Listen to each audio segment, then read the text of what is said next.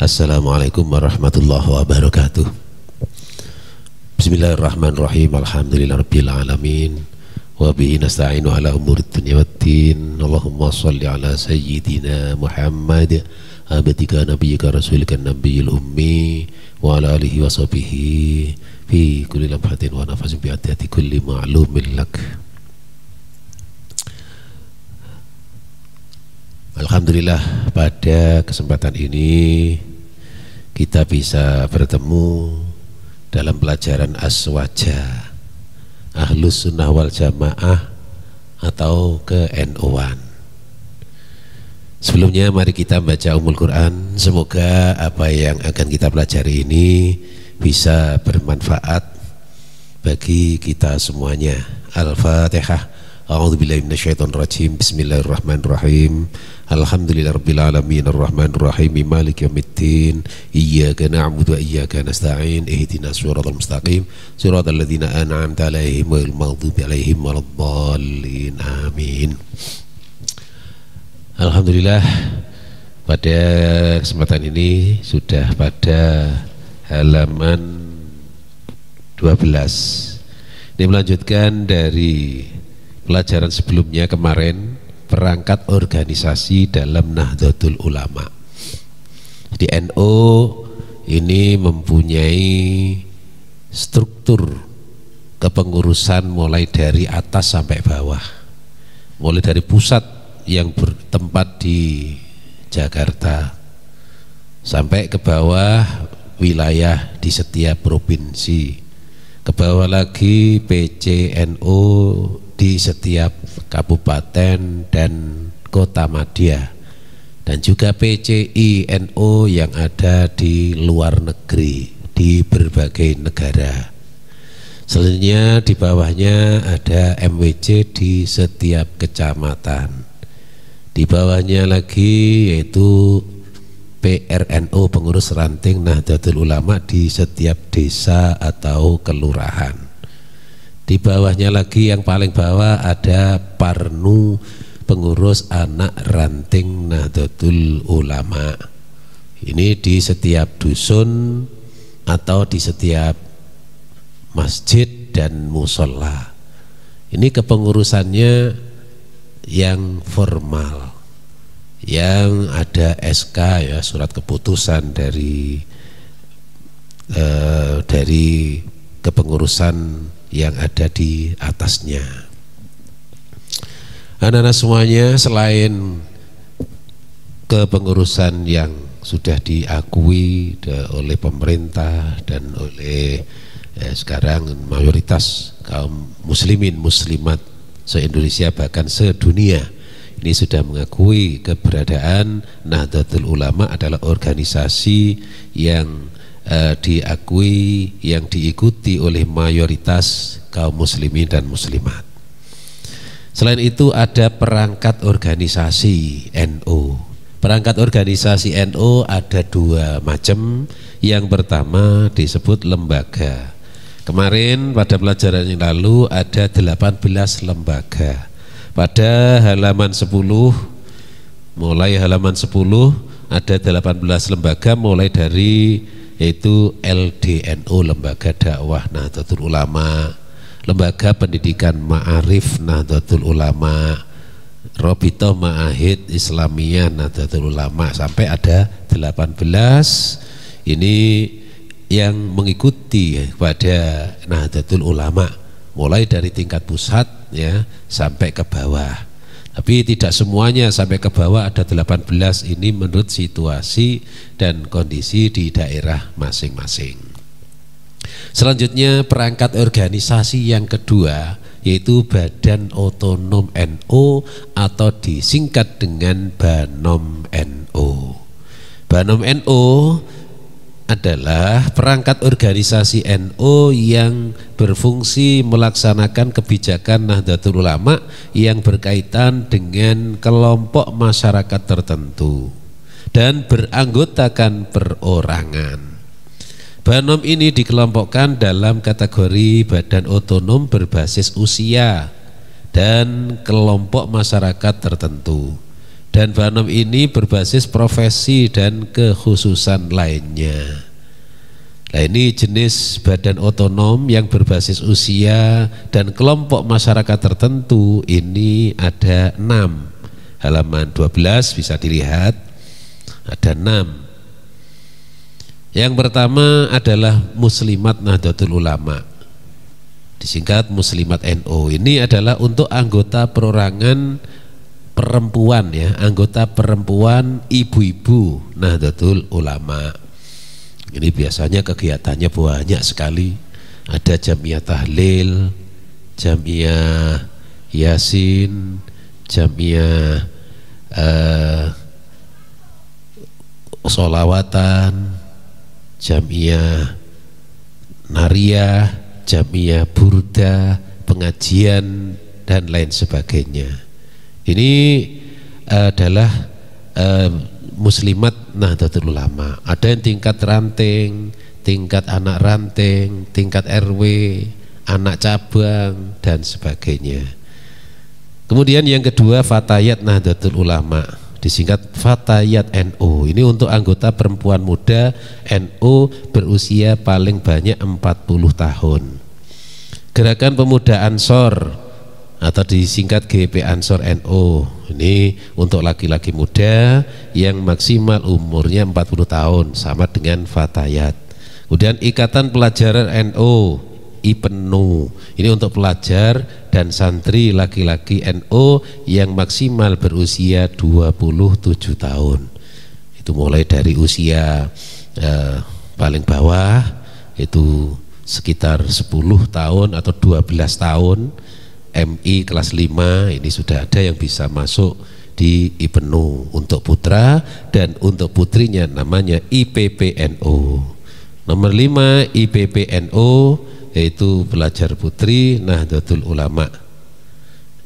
Ya, ini usianya paling banyak 27 tahun, itu masih kuliah. Ini bisa menjadi anggota IPENU dan IPPNU mulai dari MI kelas akhir, kelas 5, kelas 6.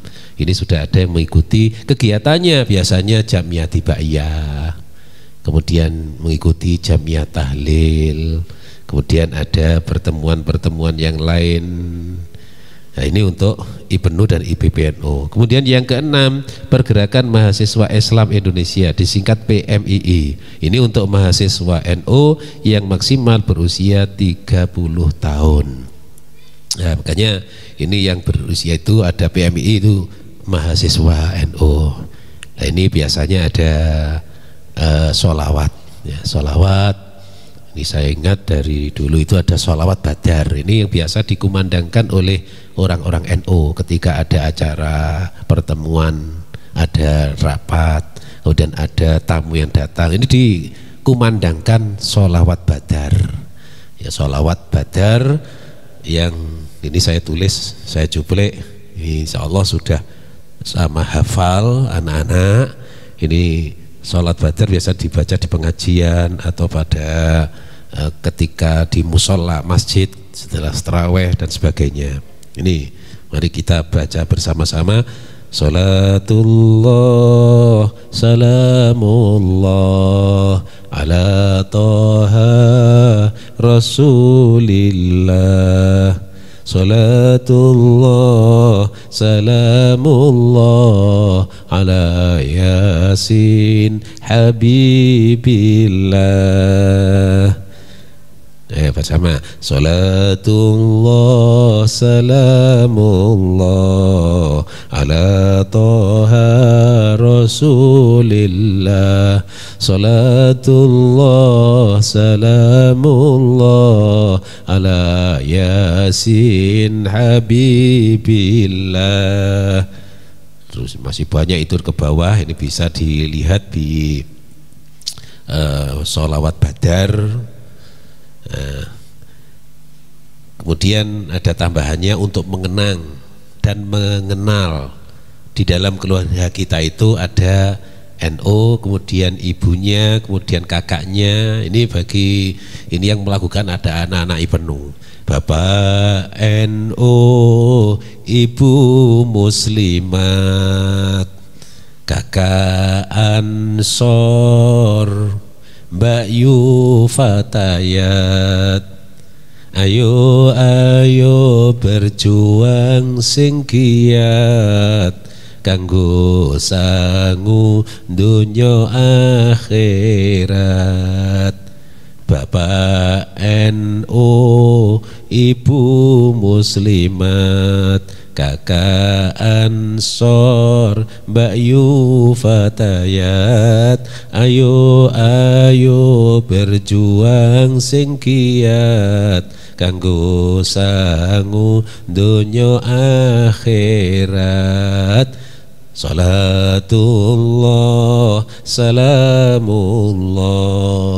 ala toha rasulillah. Salatullah salamullah ala yasin habibillah.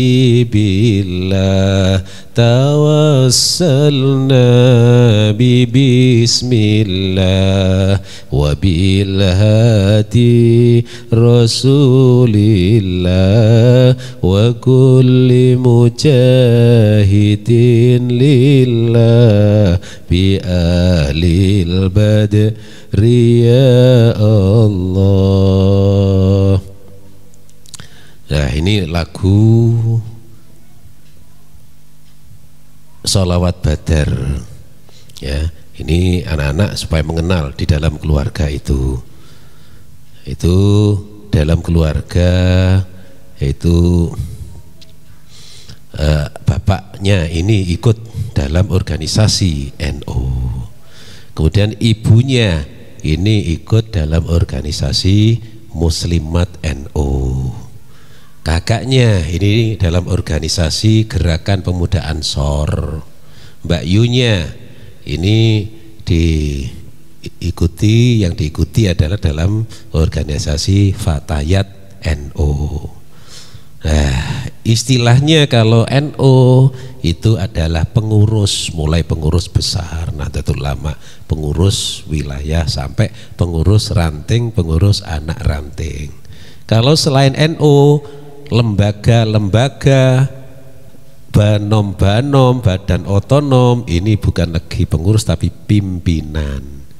Mulai dari yang atas itu pucuk pimpinan Muslimat, pimpinan pusat, kemudian pimpinan wilayah Muslimat, pimpinan wilayah Fatayat, pimpinan wilayah Ansor, pimpinan wilayah IPNU, pimpinan wilayah IPBNU, bawahnya pimpinan cabang, bawahnya pimpinan anak cabang di tingkat kecamatan, pimpinan anak cabang PAC singkatnya, PAC pimpinan anak cabang Fatayat, pimpinan anak cabang Muslimat, pimpinan ranting Fatayat, pimpinan ranting Muslimat, pimpinan ranting Ansor, pimpinan ranting IPNU dan IPBNU.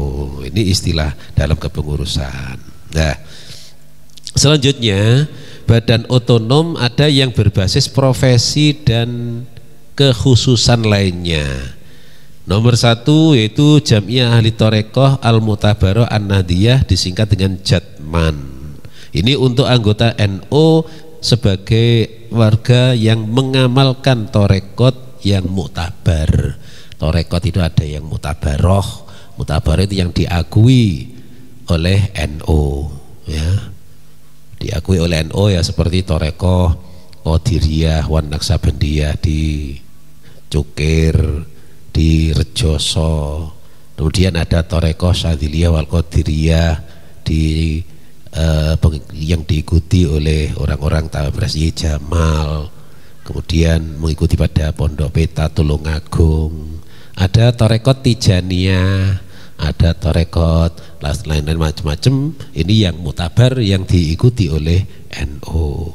Ada juga Thorekot yang tidak dianggap sah, yang tidak mutabaroh Ya, ada misalnya Torekoh Siddiqiyah Ploso, ini tidak dianggap di dalam naungan NU. Jadi pengamal Torekoh, kenapa? Ini karena sanadnya ini ada yang tidak sambung sampai kepada Rasulullah. Yang muktabar, yang dianggap, yang disahkan oleh NU, ini yang sanadnya jelas, urutannya ke atas sampai kepada para sahabat, sampai kepada Rasulullah Muhammad SAW. Itu reko. Yang kedua, Jamiatul Qurra wal Huffaz, singkat JQH. Ini untuk anggota NU yang berprofesi qori'ah atau hafidhoh. Qori itu yang baca Al-Quran dengan lagu. Siapa? Kalau dulu itu ada Muammar ZA. Kemudian yang alumni MI itu ada Ustadz Muhdis Surur. Kemudian yang ahli kiroah yang dilakukan sekarang Pak Aminuddin dan lain sebagainya. Kemudian hafidhoh, ya hafidhoh ini di Pondok Tambak Beras ini banyak sekali pondok pesantren yang menampung calon hafidhoh. Ada di Pondok Amanah, Pondok Al-Fatimiyah, Al-Latifiyah, Al-Mardiyah, Al-Muhibbin dan lain sebagainya. Ini menampung itu tahfidz, menghafalkan Al-Quran. Ini ditampung di dalam banom yang nama JQH. Yang ketiga, Ikatan Sarjana Nahdlatul Ulama, disingkat ISNU, adalah badan otonom yang berfungsi membantu melaksanakan kebijakan NU pada kelompok sarjana dari dan kaum intelektual. ISNU, Ikatan Sarjana Nahdlatul Ulama, karena ini sebagai pemikir-pemikir sehingga bisa membantu berjalannya kegiatan-kegiatan bagi para sarjana S1, S2, S3, ini banyak sekali dari warga NU. Yang keempat, Serikat Buruh Muslimin Indonesia, disingkat Sarbumusi. Ini untuk yang berprofesi sebagai buruh atau karyawan tenaga kerja, baik itu di pabrik-pabrik, kemudian di perusahaan-perusahaan yang melibatkan banyak buruh, banyak karyawan. Ini terkadang ini ada permasalahan, maka yang menyelesaikan adalah dari Sarbumusi. Yang kelima, Pagar Nusa, ini untuk anggota NU yang bergerak pada pengembangan seni bela diri. Nah, ada Pagar Nusa di Tambak Beras, ini ada biasanya kalau latihan di GSG, Gedung Serbaguna Ki Hasbullah Said, ini ada. Kemudian di halaman Balai Desa Tambak Rejo, ini ada pimpinannya dari Pondok Tambak Beras yang memimpin seni, yaitu Pagar Nusa atau pencak silat. Ini untuk bela diri, ya ini untuk barangkali ada yang melawan, ada orang-orang yang memusuhi kepada kita, kepada NU, kepada orang Islam. Nah, ini Pagar Nusa ini siap untuk menghadapinya. Ya, harus siap segalanya. Nomor 6, Persatuan Guru Nahdlatul Ulama atau Pergunu. Ini untuk anggota NU yang berprofesi sebagai guru atau ustadzah. Yang ketujuh, Serikat Nelayan NU, SNNU. Ini anggotanya para nelayan. Ini kalau di Jombang ini tidak ada karena tidak ada nelayan, tidak ada laut. Ini yang ada biasanya di daerah pesisir yang di situ ada nelayan. Kemudian ada petani, itu lembaga kalau petani. Kalau ini nelayan ini beberapa. Kalau petani hampir kesemuanya daerah ada. Nomor 8, Ikatan Seni Hadrah Indonesia, itu disingkat Ishari NU, untuk anggota Nahdlatul Ulama yang bergerak dalam pengembangan seni hadrah dan sholawat. Sekarang banyak macam sholawat tibai, sholat berzanji, sholawat simtuduror. Nah, sekarang semarak adanya sholawat, mulai dari yang pusat itu Habib Syekh. Ini kalau tampil Habib Syekh acara sholawatan, ini sampai ribuan, puluhan ribu yang hadir. Ini semangat bersolawat Kalau di Jombang itu ada namanya Serban, 1000 rebana. Ada juga JPS, Jamiah Bacinta Sholawat, yang pimpinannya ada di Tambak Beras. Ada Jamuro, Jamiah Muji Rasul, dan sebagainya. Ada MPR, Majelis Pecinta Rasul, macam-macam. Ini untuk menyemangati kepada, terutama pada generasi muda, anak-anak pelajar, ya, supaya gemar bersolawat. Karena solawat ini adalah anjuran bagi kita dari Nabi Muhammad SAW. Solawat ini adalah ibadah yang istimewa karena ada dua bacaan, ya, ada dua hal. Sekalipun tidak mengerti, hanya membaca saja ini sudah mendapatkan pahala. Apa itu? Yang pertama adalah Al-Quran, yang kedua sholawat. Nah, ini kita dianjurkan banyak-banyak membaca Al-Quran dan membaca sholawat.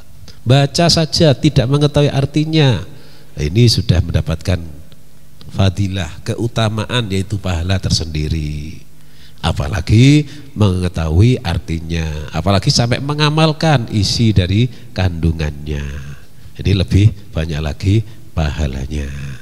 Jadi bacaan Al-Quran dan sholawat. Nah, beda dengan bacaan-bacaan yang lain, misalnya bacaan novel, bacaan cerita, bacaan, ya, buku-buku yang lain, apalagi yang sampai tidak ada manfaatnya. Nah, ini hanya baca saja, nah, ini tidak ada manfaatnya. Doa dungo tapi tidak tahu artinya, tidak tahu maksudnya. Nah, ini tidak ada pahalanya. Nah, kalau berdoa kemudian minta kepada Allah, mengerti maksudnya, nah ini insya Allah banyak dikabulkan oleh Allah Subhanahu wa Ta'ala. Nah, itu bagi anak-anak, ya, supaya, ya, gemar di dalam membaca sholawat, membaca Al-Quran. Sekarang baca Al-Quran juga begitu. Baca Quran ini ada macam-macam metode cara membaca supaya cepat bisa lancar bacanya. Ada mulai metode Iqra, tilawah, tilawati, kiroati, al-barqi, kemudian yambu'a yang sekarang banyak diikuti, yaitu yambu'a di sekitar Pondok Tambak Rejo atau Tambak Beras ini, yang ketua tingkat kabupaten Bapak Kiai Haji Muhammad Yahya Husnan. Ini sering kali ada pelatihan-pelatihan yambu'a di MI Bahrul Ulum. Ini juga diterapkan metode yambu'a dalam rangka supaya cepat kita membaca Al-Quran dengan lancar sesuai dengan tajwidnya. Kalau dulu ketika bapak-bapak guru belajar, masih belum ada metode macam-macam. Yang ada itu metode itu al-Baghdadiyah, turutan. Nah, ini prosesnya cukup lama. Nah, sekarang dengan adanya metode yang macam-macam itu dalam rangka supaya cepat, ya, belajarnya itu dengan cepat bisa sesuai dengan yang diharapkan. Ya, ternyata sekarang ini banyak sekali bagi pemuda-pemuda ini yang hafal. Pertama yaitu hafal juz amma, sehingga di sekitar Tambak Beras ini ada, di pondok-pondok ini ada setiap tahun ini wisuda hafidhoh juz amma. Kemudian ada yang wisuda sampai 30 juz, ya, 30 juz. Ini banyak sekali semarak kita membaca Al-Quran dan sekaligus yaitu menghafalkan Al-Quran. Nah, ini untuk itu bagi anak-anak sekali lagi, mari belajar Al-Quran, belajar membaca sholawat. Ini diperhatikan sungguh-sungguh di TPQ, di TPA di sekitarnya, ya, yang terdekat, di masjid, di musola, atau kepada orang tuanya sendiri kalau bisa, kepada keluarganya sendiri kalau ada waktu, kalau memungkinkan. Tapi biasanya kalau kepada orang tuanya ini kurang ada perhatian. Nah, biasanya anak-anak ini kalau sore yaitu di TPQ di sekitar Tambak Beras ini banyak sekali TPQ, ada di Al-Muhibbin, di Al-Ikhlas, kemudian di pondok-pondok yang lain, di Darussalam, Musola Darussalam, kemudian di Gedang itu juga ada, di Petengan itu ada, namanya Al-Madinah TPQ atau Madrasah Diniyah NU Al-Madinah. Nah, ini dalam rangka supaya anak-anak bisa cepat di dalam mempelajari Al-Quran dan juga sholawat. Nah, ini yang ditangani oleh Nahdlatul Ulama. Selanjutnya yaitu keanggotaan Nahdlatul Ulama. Yang berhak menjadi anggota NU ialah setiap warga negara Indonesia yang beragama Islam, menganut faham Ahlus Sunnah wal Jamaah, dan menurut pada salah satu madhab yang ada 4, kemudian sudah akil dan balik, kemudian menyetujui akidah, asas, tujuan, usaha-usaha, serta sanggup melaksanakan semua keputusan Nahdlatul Ulama. Seseorang yang ingin menjadi anggota NU ini mengajukan permintaan menjadi anggota disertai pernyataan setuju pada akidah, asas, tujuan, dan usaha-usaha NU secara tertulis atau boleh secara lisan. Kemudian permintaan menjadi anggota dapat ditolak apabila terdapat alasan yang kuat, baik syar'i maupun secara organisasi. Seseorang yang menjadi anggota NU ini mempunyai hak sebagai berikut: A. Yaitu menghadiri dan mengikuti kegiatan-kegiatan yang diselenggarakan oleh organisasi, oleh NU atau lembaga atau banom-banomnya, yang mengikuti kegiatan-kegiatannya. Kalau IPNU itu ada kegiatan Dibaiyah, Jamiah Tahlil, Jamiah Yasin, dan sebagainya. Ada lomba kadang-kadang itu. B. Mendapat pembinaan, pembelaan, perlindungan, dan pelayanan dari organisasi yang diikutinya. C. Itu menyampaikan pendapat dan memilih atau dipilih menjadi pengurus organisasi, untuk banom atau lembaga menjadi pimpinan di dalam organisasi tersebut. Selanjutnya, anggota NU memiliki kewajiban sebagai berikut. Kewajiban-kewajibannya, setiap orang itu punya hak dan kewajiban. Ya, haknya tadi ya, ada 3 tadi, kemudian kewajibannya ini ada 3. 1 atau A, taat dan bersungguh-sungguh dan membantu segala langkah organisasi. B. Memelihara persaudaraan di lingkungan Nahdlatul Ulama dan Persatuan Nasional. C. Membayar iuran yang jumlahnya telah ditentukan oleh organisasi. Iuran, ada iuran wajib seperti di Muslimat itu setiap bulan itu Rp1.000 per anggota, ada yang Rp2.000. Kalau di NU itu sekarang ini ada dirupakan koin, itu kotak infak, ya, koin singkatan dari kotak infak. Kotak infak yang disebarkan ya sebagaimana di beberapa daerah, beberapa ranting ini sudah berjalan, terus Tambak Rejo, Pelosok Gendeng sekecamatan, bahkan ini sudah hampir semua ini ada koin, yaitu yang ditangani oleh UBZIS Nahdlatul Ulama, itu unit pengelola zakat, infak, dan sodako. Ini dengan itu ini sebagai yuran, ya, sebagai yuran bagi warga Nahdlatul Ulama. Dengan yuran itu ini diprogramkan banyak, antara lain yaitu program yaitu santunan kepada anak yatim piatu, kemudian santunan kepada orang yang du'afa, fakir, miskin. Kemudian ketika ada orang yang meninggal dunia ini diberi bantuan, beri santunan.